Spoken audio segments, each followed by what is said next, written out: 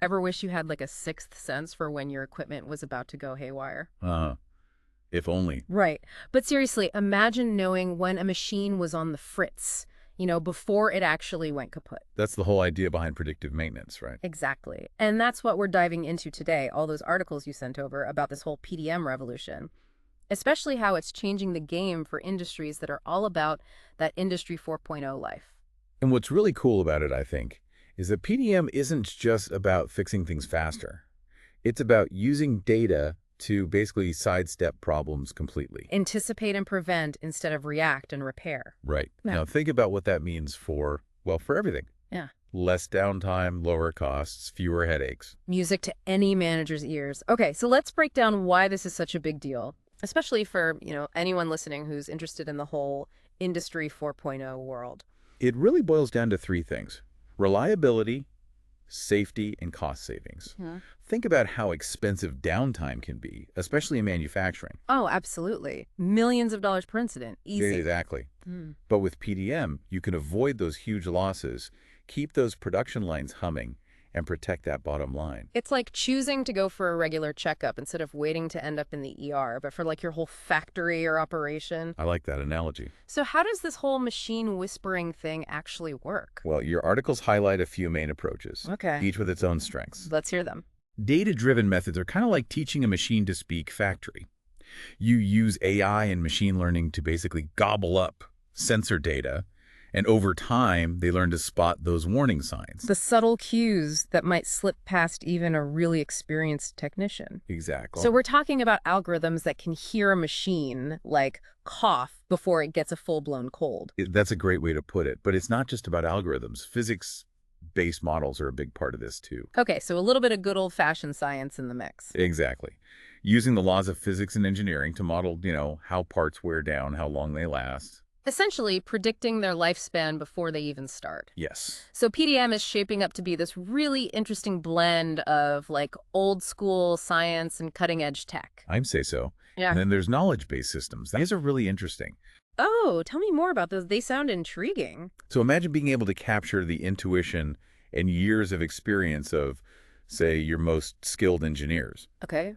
Knowledge-based systems try to do just that.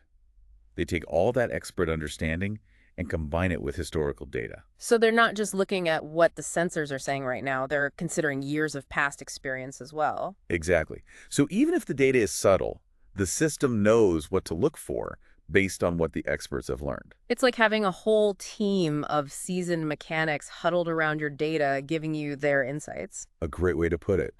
But it gets even more interesting. Oh. We're now seeing a real shift toward these hybrid approaches that combine the best of all three methods. Getting the best of all worlds. Precisely. In fact, your source 6 talks about this system, KSTMI. It's knowledge-based and designed specifically for Industry 4.0. It combines that expert insight with really powerful data analysis. Leading to more accurate and reliable predictions overall. Yes. It all sounds amazing, but no system is perfect, right? Your research mentions some challenges in the PDM world, too. What are some of the hurdles that still need to be cleared? So one of the biggest ones is something called over-reliance on context. Over-reliance on context. Yeah. Imagine you've got this amazing chess AI. It's unbeatable, right? Okay. So then you try to get it to play checkers. You'd be completely lost. It only knows chess. Interesting. PDM models, they can be kind of similar. Okay. They can get a little too specific to the data they were trained on. So it's like they master one factory but then get totally thrown off by a different one. Exactly. Even if the machines are basically the same, they're really good in one specific context, but less adaptable to new environments. So it's like they get a little too comfortable in their routines, like a star athlete who can only perform on their home turf. Exactly. They're home bodies, these AI. But there are other things too. Oh. Yeah, like the sheer volume of data we're dealing with these days. Oh, right.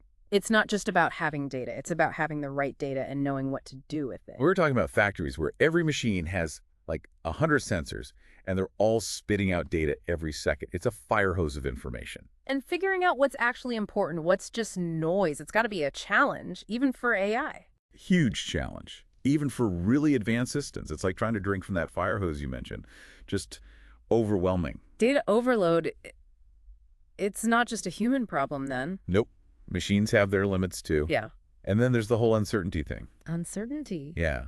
Even the absolute best PDM model is still dealing with probabilities, not certainties. Right. It's like a weather forecast. You can predict the chance of rain, but you can't guarantee it. Exactly. And that's where things get tricky. Knowing when to trust the prediction and when to investigate further, when to take action, when to wait, that's a human decision. It is. So how do researchers plan to tackle that? Make PDM even more, well, predictable? So there's a lot of work being done on making these machine learning algorithms more adaptable, Or so they can deal with messier data, new situations. less of the homebody AI we talked about earlier? Uh-huh. Exactly. But it's not just about the AI itself. We need to find better ways to represent expert knowledge, to basically teach machines how to think more like, well, like those seasoned engineers we talked about. So they don't just see the data, but they understand what it means in context. Exactly. Like, imagine an AI that can not only flag a potential problem, but can also explain, hey, this temperature spike is probably because of this specific component, and based on its history, it might fail in a week. That kind of thing. That's pretty amazing. It all comes down to something called semantic reasoning, basically teaching AI to understand meaning, not just patterns. So instead of just seeing a number go up, it understands what that number represents and why it matters. Exactly. And it's not quite there yet, this semantic reasoning stuff. Yeah.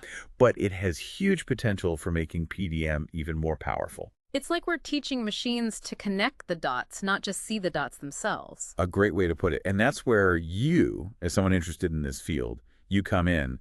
Think about your own work, your own data. Okay. What processes could benefit from this kind of predictive power? What unique knowledge do you have that could make those predictions even better?